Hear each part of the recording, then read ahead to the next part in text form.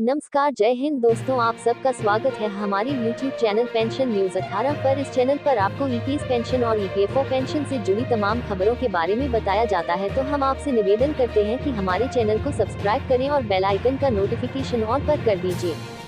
895 higher pension. Delhi high court से उच्च pension याचिका पर बड़ी खबर। दिल्ली हाई कोर्ट में अगली सुनवाई 23 अगस्त को है। ईपीएफओ ने दोनों केस को क्लब करने की मांग की किया है। EPS 95 higher pension, 895 higher pension पर हाई कोर्ट से बड़ी खबर। कर्मचारी पेंशन योजना 1995 के तहत उच्च वेतन पर हायर पेंशन को लेकर कानूनी लड़ाई जारी है। कर्मचारी भविष्य निधि संगठन ईपीएफओ के खिलाफ मोर्चा खुला हुआ है।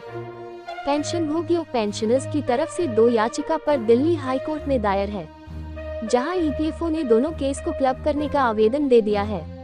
इस मामले में अगली सुनवाई 23 अगस्त को है। ईपीएफओ का कहना है कि दोनों एक ही केस है, इसलिए क्लब कर दिया जाए। दोनों केस की सुनवाई एक साथ होने की संभावना है। इसके बाद मामला आगे बढ़ेगा। एक केस में जवाब नहीं आया है, दूसरे केस में ईपीएफओ ने क्लब करने के लिए मांग किया है। भारतीय खाद्य निगम food corporation of India FCI के कार्मिकों ने ईपीएफओ को उच्च पेंशन को लेकर हाईकोर्ट में घेर लिया है। ईपीएफओ और एफसीआई के बीच ट्रस्ट विवाद चल रहा है। ट्रस्ट के नियमों और ईपीएफओ रूल्स का उल्लंघन करने का आरोप लगाया गया है। ईपीएस 95 रूल्स 11/3 के तहत बेसिक और डीए का 8.33% सैलरी से लेकर पेंशन फंड में डालना होता है। सहमति पत्र नहीं लेने का कारण बताया जा रहा है। एफसीआई ने कहा कि 3 दिसंबर 2006 में ईपीएफओ दिल्ली को इस मामले को लेकर पत्र लिखा था। वहां निवेदन स्वीकार नहीं किया गया था। वजह बाद में बताया गया कि 1 अप्रैल 2004 के बाद से आवेदन लेना बंद कर दिए थे, जबकि एफसीआई 2006 में गया था। ईपीएस 95 राष्ट्रीय संघर्ष समिति रायपुर के अध्यक्ष अनिल नामदेव ने सूचना जी कॉम को बताया कि सुप्रीम कोर्ट पहले ही ईपीएफओ की इस बात को खारिज कर चुका है, जिसमें समय सीमा तय की गई थी। ईपीएफओ ने ये भी कहा था कि जिनके खुद की ट्रस्ट है, उसके लिए हाई पेंशन लागू नहीं होता है।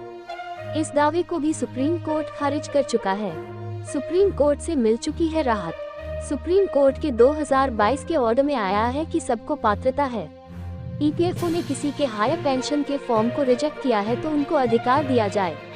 पीएफ फंड से पैसा निकालकर एम्प्लॉयज डिफरेंस अमाउंट जमा कर सकता है।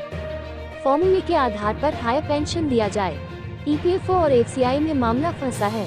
ईपीएफओ ने यह भी दावा किया था कि एफसीआई ने 26/6 की औपचारिकता भी पूरी नहीं की गई थी। इसमें यह है कि जब भी सैलरी बढ़ती है तो यही ईपीएफओ को बताना होता है कि बढ़ी हुई सैलरी से 8.33% रकम पेंशन फंड में डालना चाह रहे हैं। इसकी अनुमति नहीं ली गई थी। एफसीआई ने कहा इसकी आवश्यकता ही नहीं थी।